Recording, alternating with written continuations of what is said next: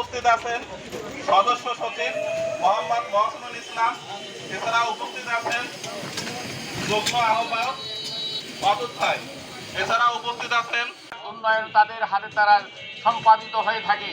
কিন্তু আজকে বড়ই পরিতাপের বিষয় জানা যাচ্ছে ডিগ্রি ইঞ্জিনিয়ার করে সরকার কর্তৃক এই ডিপ্লোমা ইঞ্জিনিয়ারিং শিক্ষা ব্যবস্থাকে তারা মানোন্নয়ন করার জন্য এই সরকারি চাকরিতে যে নির্ধারিত পদটি সেটি বছরের পর দশক থেকে এটা আমাদের এই দশম গ্রেডটি আমাদের জন্য নির্ধারিত ছিল।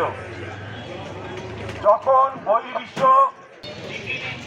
যদি আপনার উন্নয়নের ধারাবাহিকতা রক্ষা করতে হয় তাহলে অবশ্যই কারিগরি শিক্ষা বড় দুঃখের বিষয়। ডিগ্রি ইঞ্জিনিয়ার যাদের হওয়া উচিত ছিল, এদেশের পরিকল্পনার কাজে রত থাকার কথা ছিল, যাদের করা উচিত ছিল গবেষণামূলক কাজ, যা দেশ এবং জাতির জন্য কিছু সুনাম সহ উন্নয়ন বয়ে নিয়ে আসবে, কিন্তু তারা নবম গ্রেড থেকে শুরু করবে তাদের চাকরি। এই ছিল তাদের কথা, এই ছিল দেশের সিদ্ধান্ত, এই ছিল দেশের আইন। আমরা দশম গ্রেড থেকে চাকরি করব, এই ছিল দেশের আইন এবং এটা মীমাংসিত একটা সিদ্ধান্ত। সেই মীমাংসিত সিদ্ধান্তের বিরুদ্ধে তারা অপচেষ্টা চালিয়ে দেশকে অস্থিতিশীল করার জন্য এখন এই আবার আন্দোলনে নামছে।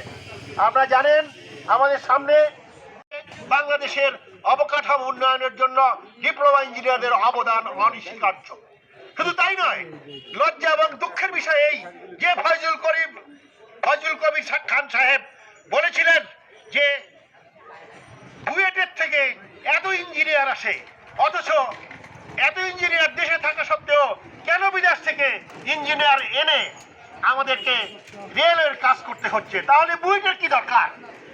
যাদেরকে তাচ্ছিল্য বলে কথা বলেছিল, আমি জানি না কোন মন্ত্রমহে কোন কিসের আবেশে আবিষ্ট হয়ে তার কমিটি কর্তৃক এরকম একটি 33% কোটা নির্ধারণের প্রস্তাব করা হয়েছে।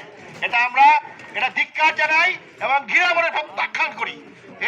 সুতরাং মাননীয় প্রধান উপদেষ্টার দৃষ্টি আকর্ষণ করে আমরা বলছি, নির্দিষ্ট সময়ের পরে এরা পরবর্তী এদের উত্তরণ হতো, কিন্তু আর তারা কি করতো? তারাও তাদের সেই প্রমোশন হতো, সেই প্রমোশন দিয়ে তারা বড় বড় পদে গিয়েছে। অথচ